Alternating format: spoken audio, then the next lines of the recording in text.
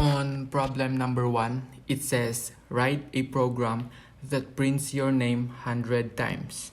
With this, I use the formula for I in range, total of 100, to know exactly how many times repeatedly.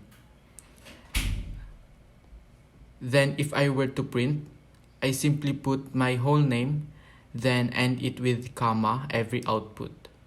And if I run this whole program, it will print my name 100 times in total. On problem number 3, it says write a program that outputs 100 lines numbered 1 to 10, each with your name on it. On this part, I still uses the for I in range, total of 100. The part on what I should put on my print, I added I plus 1 before my name, where I represents every output, and this plus 1 on every number of output until it reaches to the limit, which is 100. And if I run this program, it will show numbers from 1 to 100 with my name on each side vertically. On problem number 5, it says write a program that uses for loop to print numbers starting from 8 with plus 3 on each number. On here, instead of I change it for n. So it will be for n in range starting from number 8 until it reaches 90 below with plus 3 on each number. Then if I print this out, it will be the n, which is the number or output, and used comma on every number or output in order to be separated. And if I run this program, it will print numbers starting from number 8, and the limit is 89, not 90. On problem number 7, it says write a program that uses exactly 4 for loops to print the given sequence of letters. So I made this program. On this, I consistently used the for n in range, in total of 10 letters of A, 7 letters of B, 8 letters of CD, 6 letters of F, and 1 letter of G. And if I run this program, it will show all letters with no space on each output, just plain letters. On problem number 9, it says write a program that asks the user for many Fibonacci numbers to print on the given sequence.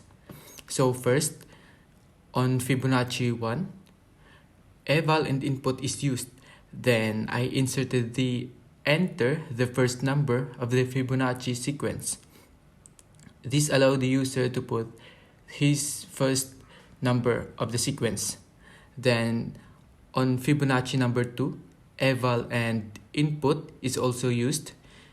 Then I inserted the enter the second number of the Fibonacci sequence. On n, this n represents the number of elements you want to know. So I inserted the enter the number of an element you want to know.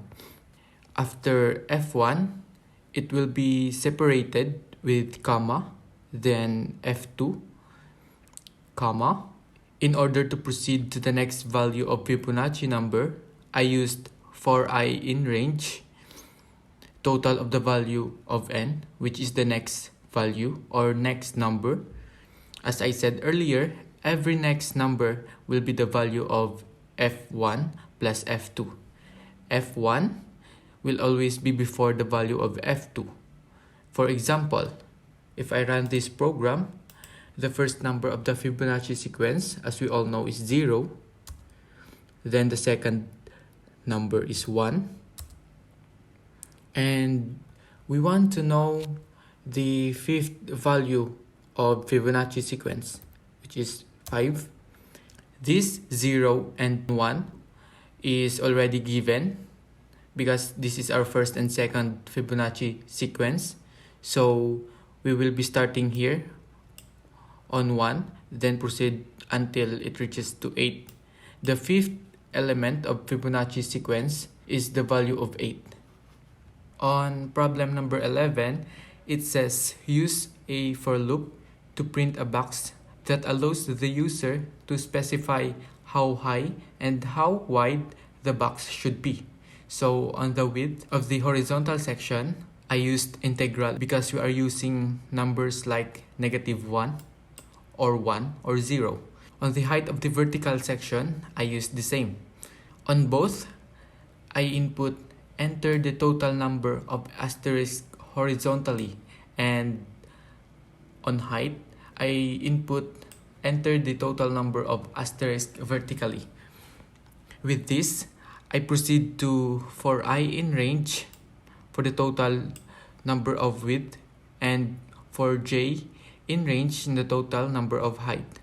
Then if the value of I is 0, then I will be equal to the vertical minus 1. And if the value of j is 0, then j will be equal to the height minus 1. And if I run this program, for example, let's say the total number of asterisk horizontally is 5, then the total number of asterisk vertically is also 5, then we can create a box with 5 asterisk vertically and 5 asterisk horizontally. On the last number, which is 13, it says use for loops to print an upside down triangle that allows the user to specify how high the triangle should be. On this, I used eval and input, then inserted on print that what number he or she would want to start going to the last number of asterisk.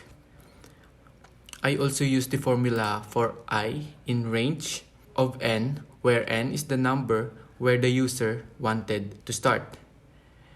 And this is how it works. For example, the number where I wanted to start is 10. So the triangle will look like this. It will start from 10, going to the last number, which is 1.